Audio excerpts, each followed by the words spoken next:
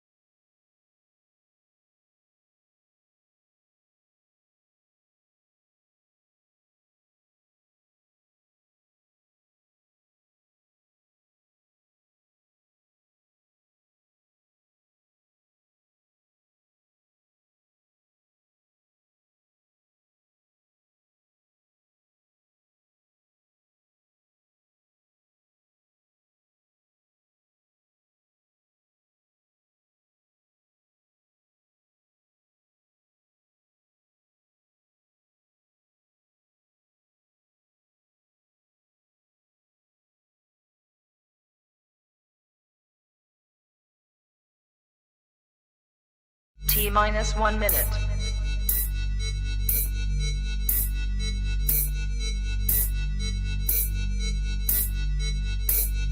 T-minus 50 seconds.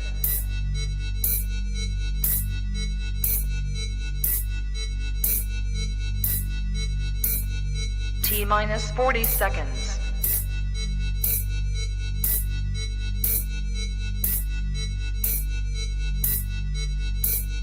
T-minus 30 seconds.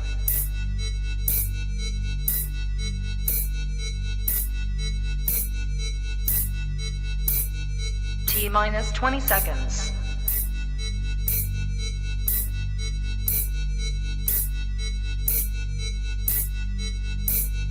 Ten, 9, 8, 7, 6, 5, 4, 3, 2, 1, 0.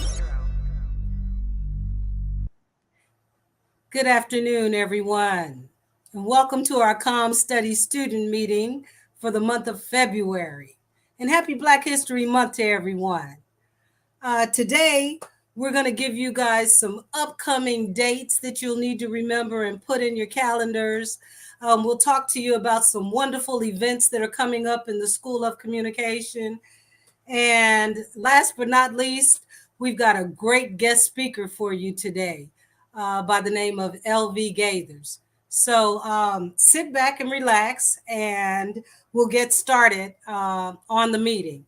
Before we begin, I'd like to introduce to you guys our department chair for the School of Communications for the Comm Studies Department, Dr. Tanisha Taylor. Hey, Dr. T. Hey, how are you? Well, thanks. Excellent. Welcome, everyone, to our first undergraduate Comm Studies meeting and event for the spring 2022. We're really excited to have you here, and I echo Professor Gundy's welcome of Happy Black History Month. Actually, Black history is just all the time, but here, we'll also recognize that this is our month. So welcome, congratulations. I'm super excited to have all of you here. Today, I just wanted to bring some welcome and then also just cover a couple of quick important dates for you guys. As your department chair, I am here to help support your matriculation through the degree plan, but also to help you with your professional development and all of those fun things. So you may or may not realize, but on February 2nd was our first census date. So that was the day when all of the faculty reported your attendance. So if you weren't coming to class, you should probably start coming now. Just saying. But if you're a graduating student, you are planning to apply for graduation, we are really, really excited about this, you guys. You guys do not have to do paper graduation applications anymore. You now do your graduation application online, like it's 2022, the year of our Lord, okay? So you actually complete your graduation applications through MyTSU. The trigger for being able to do that is having, I believe it's 75 hours completed towards the degree. And then you'll see the graduation application in your MyTSU. Now, that means that you need to actually be a declared major with a declared minor so that your degree plan is actually correct and shows up with that requirement for you. Okay, so if you haven't come to see your advisor to get that taken care of, please do that so that you can apply for graduation. The graduation application will be open for 3 weeks. It opened on the 31st of January, and it will remain open for you until February 18th. So basically next week. So make sure if you haven't done it yet that you do what you need to do so that you can apply for graduation. Because it is digital and it's available 24/7, we are not taking late applications. So please make sure that you take care of your business and get everything done and submitted on time. I know that as communication majors, y'all totally understand that because we are professionalized into careers that are highly date sensitive. So I know you guys know how to get your stuff done on time. All right. That is the big thing I wanted to remind you of. I know that Professor Gundy will also talk a little bit more about Comm Week and some other things. So I will hand it back to her. Thank you, Dr. T. Appreciate it. All right, guys. Yeah, as Dr. Taylor said, make sure you adhere to those deadlines, okay? And I am going to come at you with a couple of more upcoming important dates that I want you to pencil in. The first one is going to be on this Wednesday, February the 9th. And this event is called Push and P with Dr. B.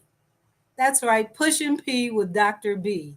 You get an opportunity to get the ear of your dean. How cool is that? So it's going to be this Wednesday, February the 9th, in MLK building, okay, in room 104. And make sure you're there before 12 noon because we're going to get started at 12 noon, okay? So that's Push and P with Dr. B. This Wednesday, February the 9th at 12 noon, okay? So I'll see all of you there. Great. The next event that we want you guys to participate in is going to be held on February the 21st, and it's the Obama screening, right? Here's an opportunity for you to see the Obama movie before Joe Public, okay? So get out, man, and take a look at this, guys. It's going to be virtually viewed, okay? So I believe that the information, the information is right here. Make sure that you get that link and you share it with anyone in your family, any of your friends, because at the end of the viewing of this, guys, we're going to have a panel discussion that is going to be awesome. So make sure you save the date of February the 21st. It's going to get started at about 6 o'clock, okay? We're going to start at 6 o'clock on the dot. February the 21st, the Obama screening. Man, it's so going to be good. I cannot wait personally, and I'm looking forward to seeing all of you on there, especially as part of the panel discussion, to have you in the audience for that and to participate with some questions, okay? So we'll see you in town for that. The next event that I want to remind you guys about is the Black History Convocation, right? We've been doing Convocation since last semester. Well, the first Convocation for this month is going to be held on February the 23rd. Note it, February the 23rd for the Black History Convocation. Don't miss it, guys. It is going to be open to the public. So everyone in the community is open and we're encouraging them to attend. So please show up. You're scholars now, you know, let's get in there and participate in this event, okay? And so February the 23rd, it's going to be held in Sawyer Auditorium. You guys know where Sawyer is, right next to Hannah Hall, right? So let's be there. Let's show up and show out. SOC, SOC. Come on, let's get it. Let's show up for the convocation. Okay. I know Dr. Taylor mentioned Comm Week. Ooh, that's a big deal for us. A big deal for the School of Communication.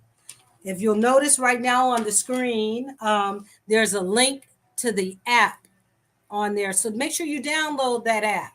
All right. And make sure you follow Comm Week. Comm Week is going to be held March 21st through the 25th. Okay. Guys, it's an opportunity for you to get out here to network. You're going to hear experts in the field of communication. There'll be great panel discussions. And it's just an opportunity for you to get out and get questions answered about what it is you want to do once you get that degree in your hand. Okay. So make sure you participate in Comm Week. Make sure you tell your friends about it, but more importantly, that you're there and you're participating in it. Okay. It's a great opportunity for you graduating seniors, especially, to do some networking. Okay. And for those of you who are not graduating seniors or even comm majors, come out and join us during Comm Week. You can definitely get some things out of it. Just some nuggets that you can place in your pocket and maybe use later on down the road in your academic careers. Okay, so we expect to see you there too. And I know there are a lot of people that are on this meeting who are probably from various other majors. Come out and join us for Comm Week. Put it on your calendar. It's going to be a lot of fun and just really informative. Okay, so we'll see you then. Those are the important dates that we wanted to impart to you today for you to put on your calendars. But one other thing that we've also got for you today is just a moment in Black history. We all know February is Black History Month, and we won't let this meeting get past us without recognizing one of our pioneers in African American history, okay? KPRC Channel 2 has partnered with the School of Communication as well as KTSU 2, right, to develop content for Black History Month. So one of the stories that they've done, one of the students actually has already done, and that they've shown on Channel 2 is a great story about an African-American journalist who was a pioneer whose shoulders we even stand on today, right? And his name was Napoleon Johnson. So I'm going to share with you that video from KPRC 2. Hope you like it. I sure did. Check it out. There's Napoleon Johnson.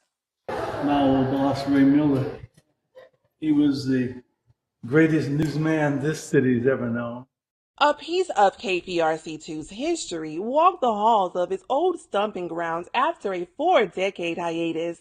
Napoleon Johnson was one of the first African-American journalists in Houston and at KPRC2 News. Several thousand radiologic technologists have been meeting here in Houston for their 51st annual convention. Thinking I was probably about the fourth person in Houston. My first story was the closing of Wheeler Avenue that runs through TSU.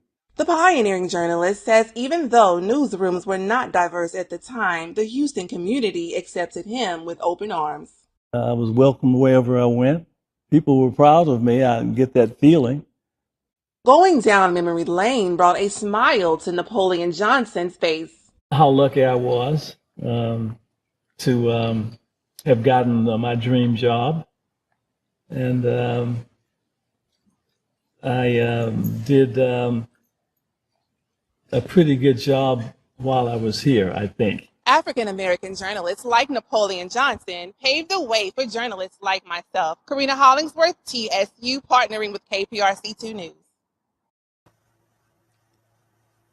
How awesome is that? What a great story. She did a wonderful job on that. So guys, please stay tuned to KPRC Channel 2 for future information on some of the other African American pioneers who've made a difference. And we want you to stay tuned and listen in for those stories, okay? Also, today we have for you a real treat, in person, actually. Of course, virtually, that is. But here today to join us is going to be an author by the name of L.V. Gaithers. And so he's going to be our guest speaker for today. We're so excited to have him here and joining us today. So I want to tell you a little bit about Mr. L.V. Gaither before he jumps in to join us, guys. He is an author and a social justice activist from the 80s who started his career at Southern Illinois University.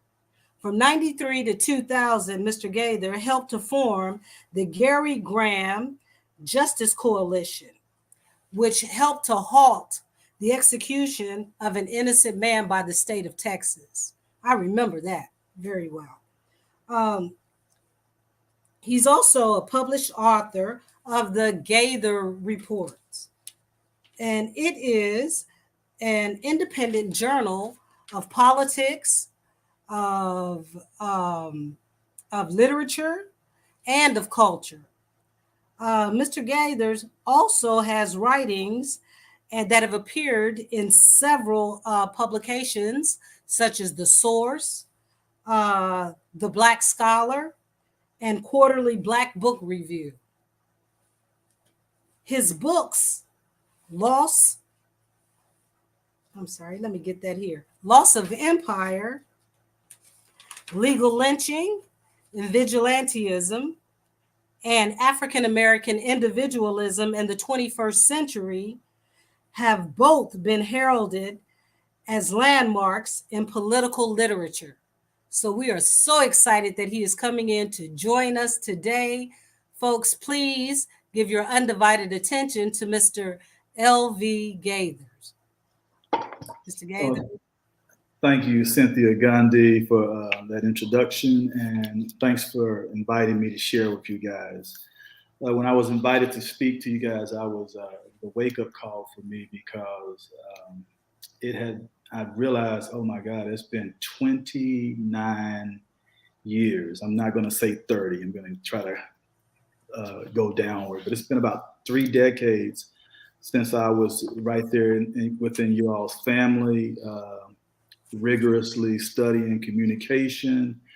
It was that year, I think the last year that I was at TSU was in 1993, which was a very pivotal year, because that was the year that the World Wide Web was launched into the public domain.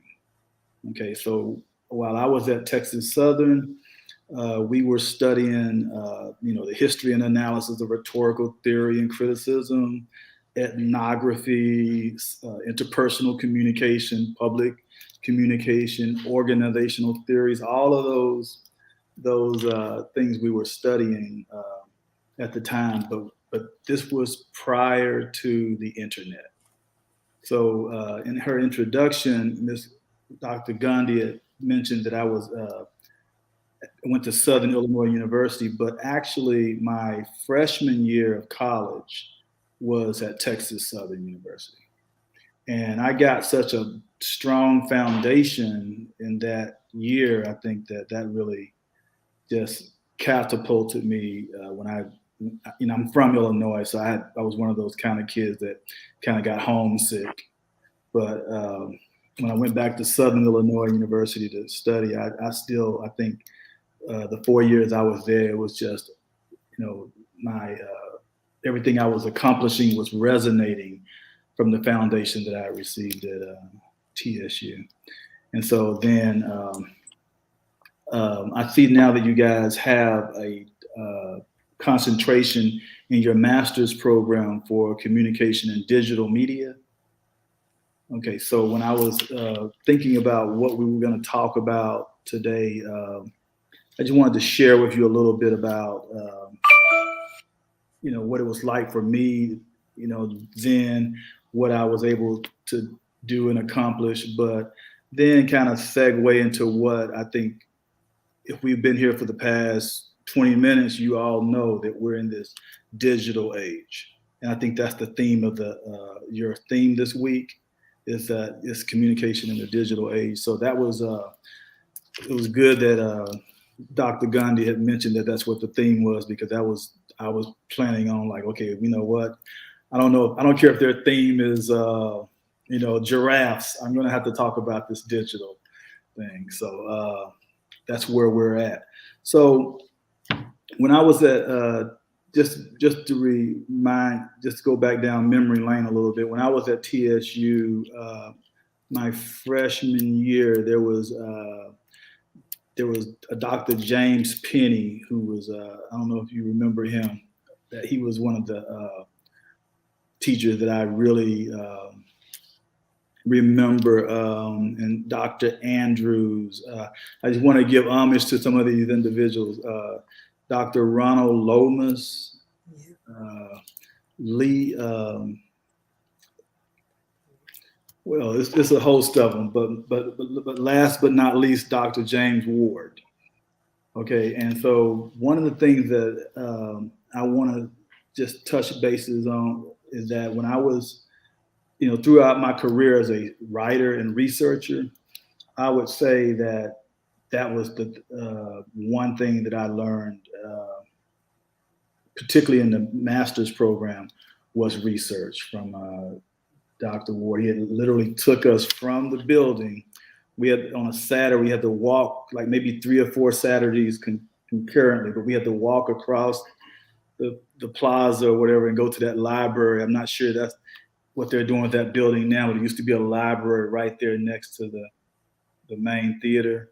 And we would go over there and we would learn just the fundamentals of research.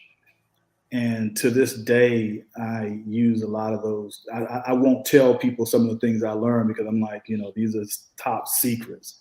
But that's why I mentioned earlier that it was 1993 when I left, because between 1993, when we had the advent of the World Wide Web, everything kind of took on a different turn in terms of research and so forth. And so, I'm really glad that I had that opportunity to kind of get that basis, prior to the next phase of where we are right now. So, so one of the things I want to talk about too is that what I'm doing right now, I've been teaching for like 30 years, and I've been active in the community and so forth and around the country. I've worked on political campaigns, national presidential campaigns, and so forth. But one of the things I'm doing now, I kind of stumbled into this whole preoccupation with this digital economy, is that after several years of teaching, I was decided I wanted to develop some learning activities based on my experience as a teacher, as an educator. So this is like really kind of recent. So what I was thinking about was like just literacy games and so forth. And then all of a sudden something happened. And what was that? The pandemic. So two things kind of happened. The world as we knew it, people that were not on board with the digital workplace and so forth were swept into it. So even teachers and educators, we were not, we would kind of, technology might be considered a video or something, but all of a sudden we had to do virtual learning and so forth. So a major part of the educational workforce had to be trained and so forth into digital platforms and so forth. So, but I still had these ideas. So after about 2 years into the pandemic, I realized that, okay, I want to go ahead and get back to these learning activities that I wanted to create, but I think I want to do it digitally. So I went and I had to kind of do some research, and finally I'm sitting in a meeting with some software engineers who have developed these learning platforms. And that's when it really hit me how important our studies, the communications is because what I learned in that meeting, and then since then working with these software engineers, is that they have certain skills that may not take up the whole, may not give us the whole picture of what we need. That things like just the communications and getting things that you guys are probably learning in professional communication and digital media, right? But how to, like, UX experiences and so forth, how to make sure messages get across to the recipient, the person who's learning on the platform. So there's a whole like big, wide, I guess, open field for the input that we have to offer for things in that way. So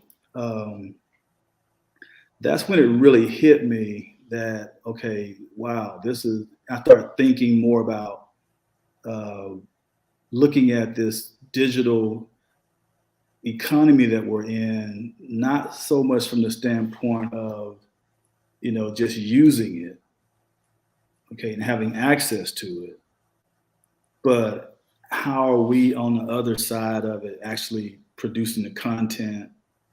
And what I mean by content, not even just like going on YouTube and having a show. I think that's very important. We have all this representation in that way, but how are we actually producing the content and also producing the algorithms and so forth that that make these platforms go around, because they're very much a part of our lives. Okay, so when I was, again, going back to 1993 and before 1993, I don't even know if we had cell phones at that time. Okay, but now when we think about communication, we're thinking we understand that people now are communicating with artificial intelligence, probably more so than we are communicating with each other on a daily basis. So just in retail, for example, I think it's like 85% of the interaction with customers is now artificial intelligence. So I think with all of that being said, what does that mean to us as, young people, young scholars, or young people who want to practice in the field of, in the workforce in this digital economy? I think there's two things that we should look at. We either want to be probably educators or people who will continue to study in the field, or we're going to be practitioners. But in any event, we're going to have to be able to now, as communication scholars, going to have to be able to really take hold and recognize the significance of this economy that we're in now, this digital economy. So one of the things I wanted to do is just talk about very briefly is some of the statistics. And then I just want to close with the ethical questions that we need to be asking ourselves when it comes to where we're going with this. According to a Pew Research study, intelligent robots are going to basically replace 30% of the global human workforce by 2030. Okay. it's possible that we might not even be fully out of this pandemic by 2030. So when we think about 2030, that is right in the moment that we're in. And so I think another thing we need to understand is that 375 million people are going to, by the year 2030, have to switch careers. Okay, so probably there's going to be technology that come along that, just like I can look at the difference between what it was pre-1993, pre-WWW to now, you're going to see technological forms come along that are going to be something that we don't know of at this moment. All right, probably within the next 7 years. And that's, something we have to really take into consideration as we're, looking in terms of where we're going to be going in our direction in our careers. The other thing that we have to look at is that 52% of automation will displace probably about 52% of the workforce. Okay. Now that's going to be how we're able to adopt and change. That's going to determine whether or not you're going to probably come up with something to be able to replace that. Like those are jobs that will be lost, careers that will be lost, but just like in industrialization, when you had the manufacturing that left, you had new jobs that have been created. So that's going to happen as well. But we have to really consider the fact that you're going to have to be very, very flexible and very much able to adopt going forward.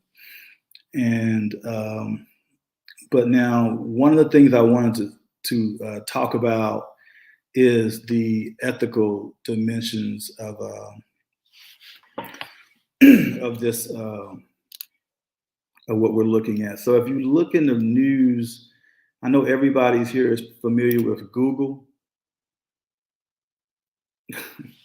So if you're looking in the news and paying any attention, you've noticed that, and this is a name that you probably need to make a note of. I'll put her, Timnit Gebru was recently fired by Google.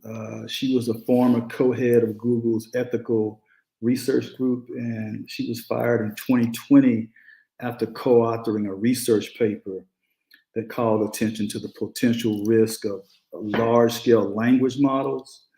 And that's basically the kind of search engine and so forth that Google employs. And but recently she's formed a think tank, and just within the past 48 hours, 2 other members of Google's ethical artificial intelligence group have left the company. So what is that, and I think we need to really point toward, really take our attention and look at some of these things that are happening right now. A lot is happening real fast. When we think about, let me backtrack a minute, and I want you to think about, there's another issue that we see happening as well, and that is we see complaints. This is getting a lot of attention. Complaints by people who are social influencers, who they put together content for TikTok or different. They go wherever, like they be in one platform and they feel like, okay, it's bad here, so we'll go to another one. So actually right now, people are actually leaving TikTok, who are social influencers. They're actually losing African-American social influencers. And why are they leaving? They're leaving because they're complaining that they're not getting treated right. They're producing content, but they're not getting credit for their content. So that's one type of issue that I think is going to be out there, and that's probably the one that's going to gain a lot of attention.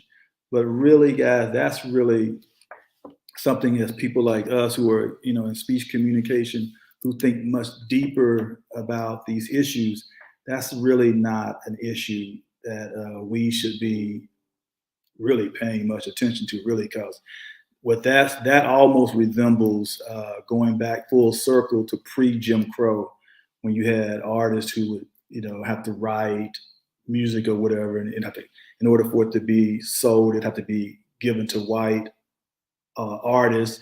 They would sing it and make the money. I mean, we all know that whole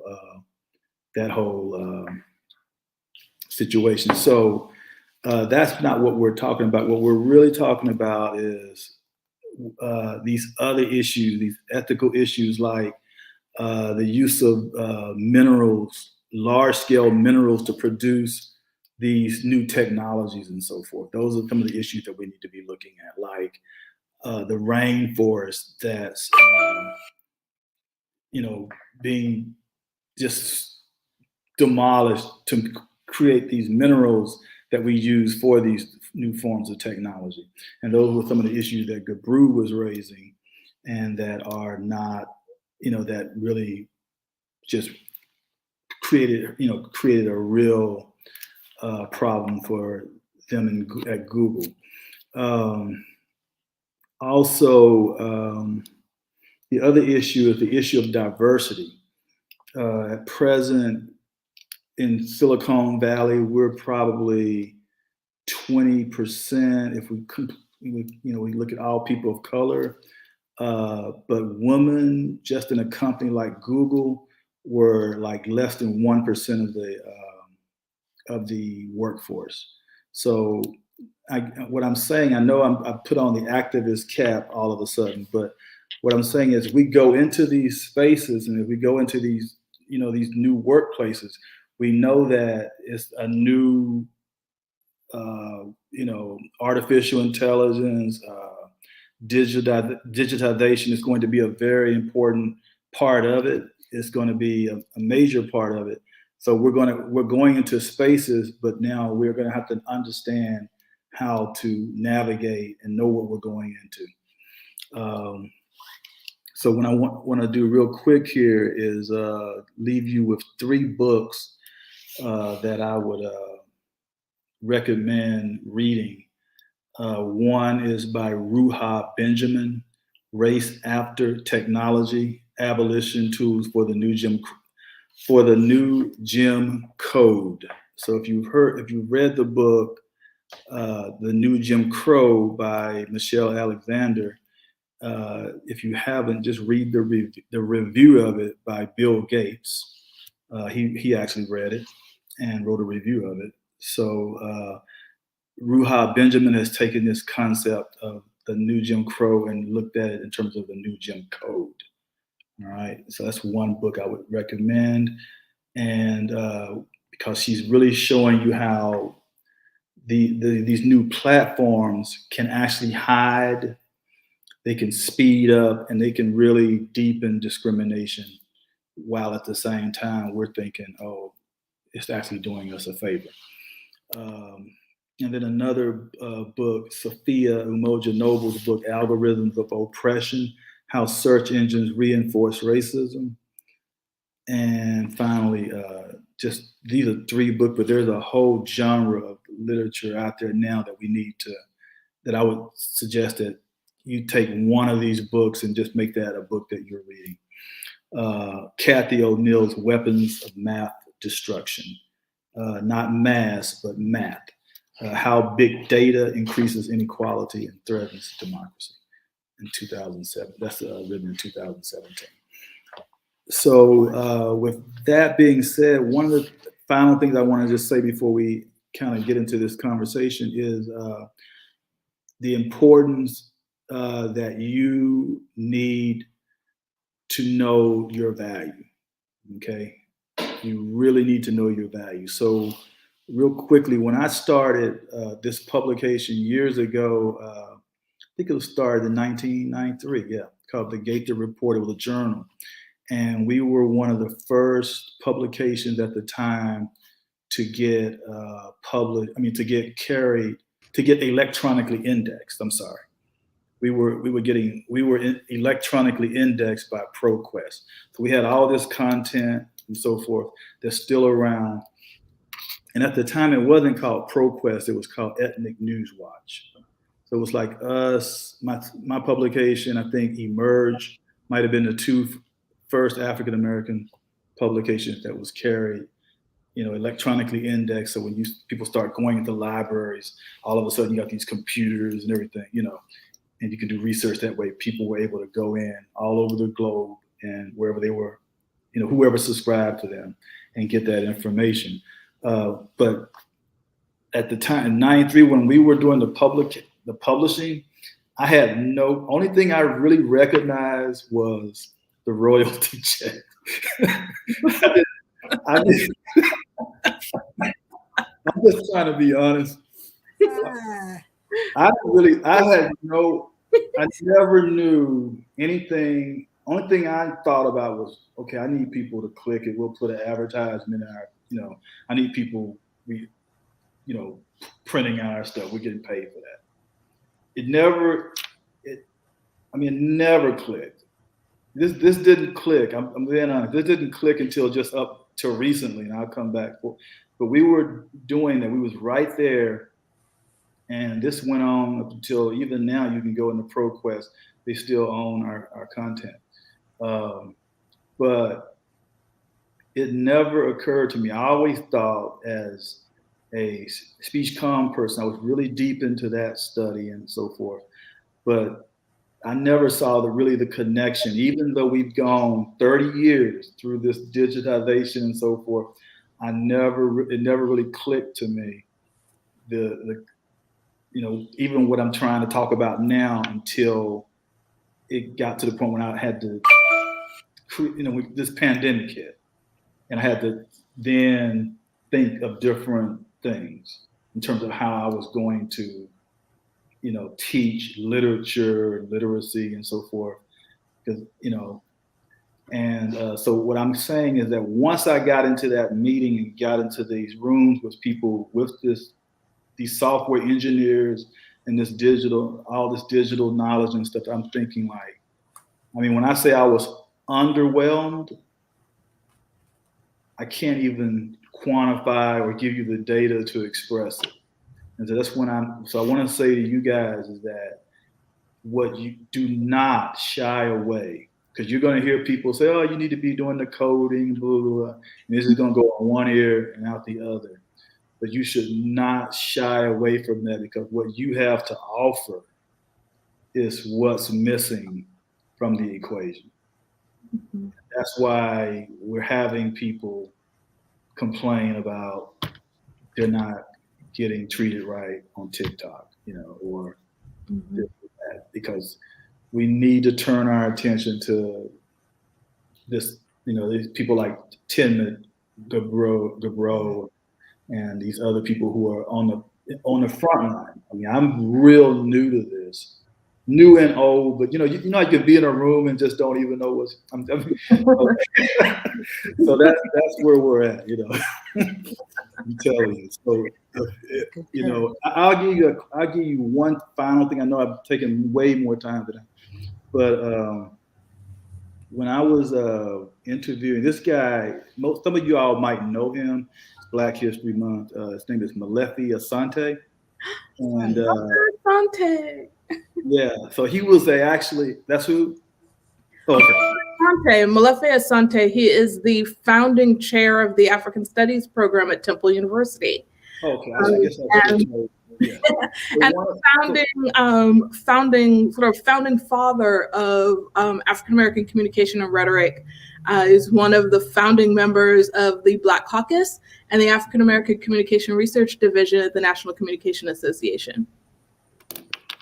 Thank you so much. You're welcome. So that's who he was, and she'll tell you that was just a very modest, introduction of him. But he's one of the people who we interviewed. So it was.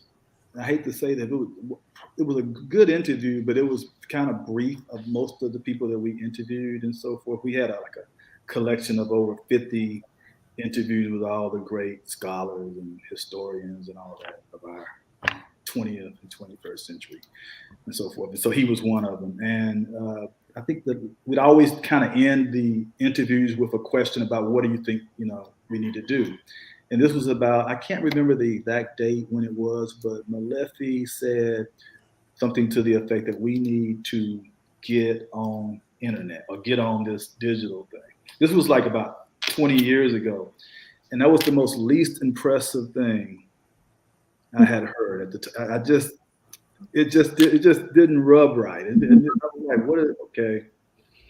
So, but now I can tell you that that's definitely, I'm going to echo him and say, whatever you're doing, I know that Dr. Taylor had mentioned she's going to be advising you guys in your classes and so forth. If you can take a class in coding or, UX or just one of those things, you need to definitely do it. You have to do it. Even if you just want to be a C-suite person, you're going to have to do it, right? If you try to, but you're going to have to do it if you're trying to be about empowerment and trying to get into that the part of the digital economy that we need to be going in. And again, it's speech communications people, you're the missing equation. Thank you so much. I want to just echo something that that Mr. Gaither said in terms of the books that he suggested. I love when our guest speakers give y'all reading lists. You know how I feel about a reading list, y'all. I have asked Professor Randall, who's helping us with doing a fantastic job behind the scenes. You guys don't see all of the work she's doing. Y'all, she is doing just all the things, and we love her.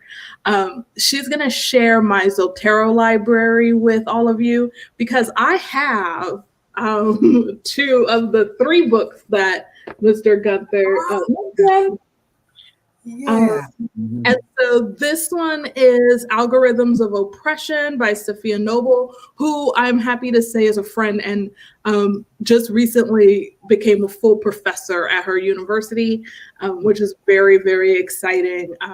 I'll explain why that's important at a later date, but I can say, let me just say quickly, less than 1% of the world's population has an earned PhD, and less than 10% of that 1% is African American. Less than 50% of that 10% are women. Less than 5% of that 50% have achieved the rank of full professor. So it's a big, big, big, big deal whenever one of us gets it. So it's like an angel getting her wings. It's amazing. But this book is like all the things. You need to read this book. The other one is by Dr. Ruha Benjamin, Race After Technology. I just actually love the cover of this book. Dr. Benjamin is at Princeton, and she was actually here, and I believe you can find the recording. She gave a talk at the University of Houston last year. And so you may be able to actually find that talk on their website or on their YouTube channel. But if not, she has a really active Twitter feed as well. Another one that wasn't brought up, but one I think goes well with those 2 is Andre Brock's Distributed Blackness, African American Cyberculture. This is one, if you took my social media class last year, or for the graduate students this is the undergraduate meeting, but the graduate students are taking Comm Theory with me. We're going to have a chapter out of this book. Dr. Brock is at the University of Georgia, I believe. Now he is an amazing scholar. And a lot of the things that our guests talked about today are covered in this text as well. So one, I would strongly recommend if you're interested in Black digital culture, cyber culture, technoculture, and the ways that Blackness is central to technoculture. Another great one is Beyond Hashtag by Sarah Florini. Sarah is an English scholar. She is where is she at? I think it says on the book. Arizona State. Good people. And this book is beyond hashtags of Black politics. I'm sorry, it's racial politics and Black digital networks. And then this one, Black Software by Dr. Charlton McGowan. He's a dean, if I'm not mistaken. I'm gonna have to check the jacket for him. Vice Provost of Faculty Engagement and Development at New York University. Really great guy. He has a great interview about this book on, I know nobody probably except the faculty who are on this call would normally be up while and watching MSNBC in the early morning hours, but he did a really great interview that's indexed on Morning Joe that you can find that he did about this book. So really worthwhile. And then the last one, because I do believe in tooting a little bit of my own horn, is the Black Digital Atlantic. This is actually a reader by doctors Rapika Razim and Kelly Baker Josephs. In this book, I have a chapter, and the chapter is called, I'm going to read it because I actually wrote it a while ago enough that I don't remember the whole title. And that's a thing. But it's called Signifying Shade as we hashtag race together, drinking our hashtag new Starbucks drinks, white privilege Americana with extra whip. And it is an analysis of, if you remember when Starbucks did their Race Together campaign in 2015, and what a fantastic moment that was in Black history. Then this article, this chapter in this book is an analysis of that campaign and how Black folks talked back to Starbucks via Twitter using the technique, our favorite Black linguistic technique of schooling folks. So I break down how schooling works and how it works on the internet and how frequently it actually happens. And so those are some things to look at. We do have in our undergraduate program the option for you to have a concentration in rhetoric, culture, and performance. And the courses in rhetoric, in cultural studies, in Black digital humanities, in Afrofuturism all come under that concentration. So those are courses that you'll be able to see coming through starting now, actually. So all of the things that Mr. Gaither talked about are truly central to the way that concentration moves forward. We'll also be adding some additional courses in Black digital humanities as I am partnered with Dr. Asim and 2 other faculty members from across the country in a multi-million-dollar Mellon grant, which I am proud to say means that at Texas Southern, we have funding for undergraduate and graduate research assistants. So I hope that we'll see some of you in part of this, part of that project. I'm really excited about it. So adding to communication, the Department of Communication Studies will be the center in Africana Futures. And so we'll be talking exactly about the kinds of things and doing exactly the kind of work that Dr. Gaither, or Mr. Gaither is talking to us about. I just added all the titles. These names, that's what gets me, these names. Right. Doctor, Gathers. I know, and I've renamed you like a half dozen times. I've had 4 names. I apologize. No. Get it together. And so I am sorry. I'm going to improve. Gaddy started it.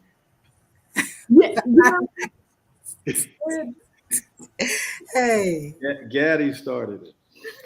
Gaddy started it. Hey. Dr. Trailer is finishing. So we are also, Professor Randall is also going to share with you all my Zotero library, which actually actually has listed in it all of the books that I share in my Zotero library is public. And organized by class for classes that I've taught, but also is organized with books by topic. So a lot of the books that I share today, you'll find in either the Afrofuturism topic or under Black Digital Humanities. All right. Thank you, Dr. Taylor. Yeah. And thank you, Mr. Gaither. No, definitely. Yeah. At this time, I wanted to see if we had any questions in the queue. For Mr. Gaither, anyone have any questions at this time that they would like to ask of Mr. Gaither?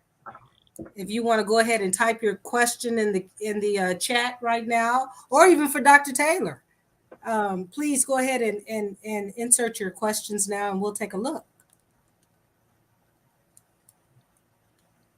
Anything pop up?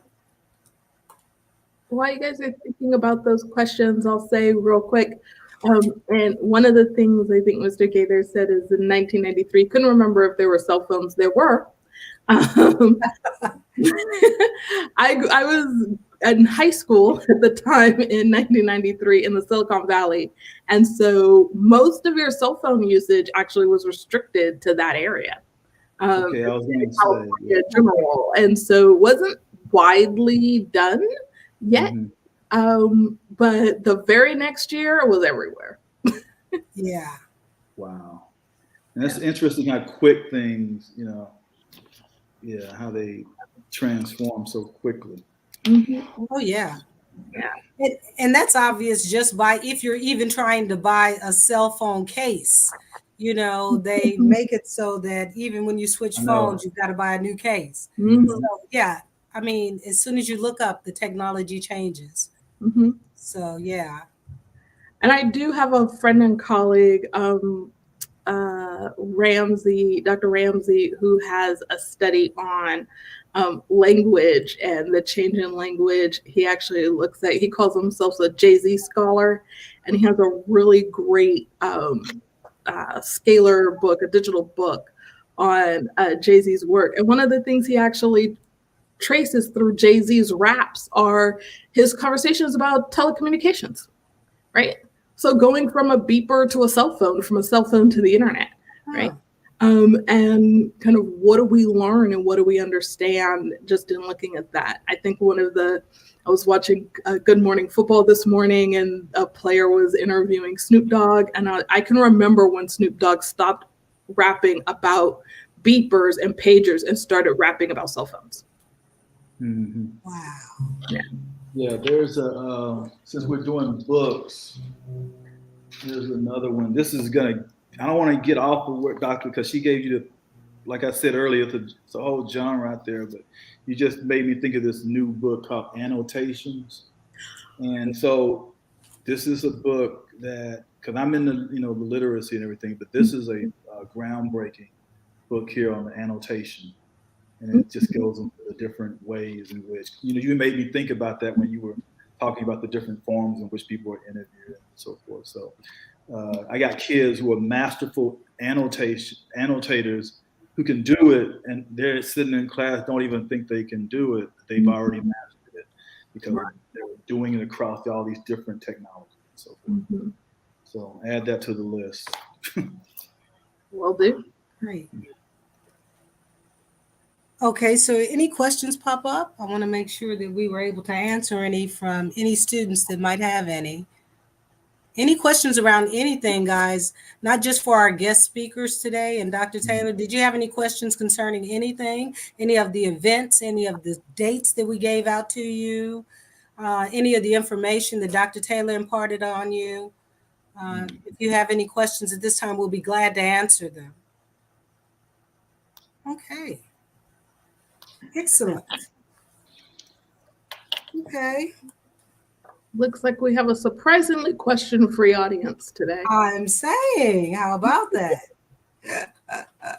Well, listen, it has just been an awesome meeting today. And Mr. Gaither, I mean, we can't thank you enough for coming in and sharing your wisdom with our students in the Comm Studies department.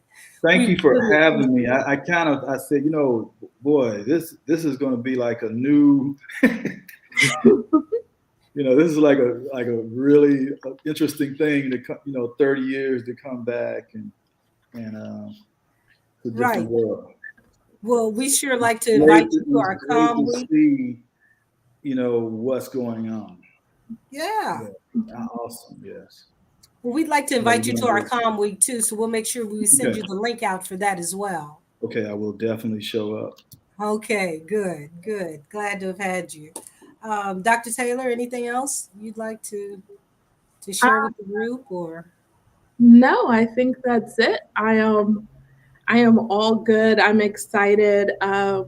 I think we do want to give one quick moment. It looks like Dr. Brown Burton is trying to join the stream today. Who's our Dean of the Convocation. We'd like to give her an opportunity to say hello. Hello. Can you all hear? I know you can't see me, but can you hear me? We can't hear you. I will be very brief. Good afternoon, everyone. It is such a pleasure to have you all here. And I want to thank our special guest for joining us and sharing with our School of Communication students, especially our Comm Studies majors. I am so sorry that I was late. But don't charge it to my head, nor definitely please don't charge it to my heart, because I've been trying to get here for the past hour. But manic Monday morning it was. But we have more in store for you all. And don't forget to show up on Wednesday for more with SOC Pushing P with Dr. B. And I will be there, and along with some special guests. So this is going to be something we want you all to look forward to, these engagement opportunities that we hope are bringing you all as much enjoyment and life beyond the classroom as you can receive. But have a wonderful remainder of the day and have a great week, everyone. Thank you, Dr. Taylor, for allowing me to bring greetings. And Dr. Ms. Gundy and Mr. Gaither, thank you so very much for being with us. Look forward to the next month's meeting. Great. Thank you so much, everybody, for joining us. We really appreciate having everyone. Professor Gundy, Mr. Gaither. I got it right. You got it right. I'm improving. It's so exciting. And if I could, please, Dr. Taylor, just real quick, guys, before you get out, want to remind you of our next meeting, which will be held on March the 7th at 12 noon, the first Monday in the month, okay? See you then. We'll see you there. Have a great day, everybody. Okay, you too. See you guys later. Bye. Bye-bye.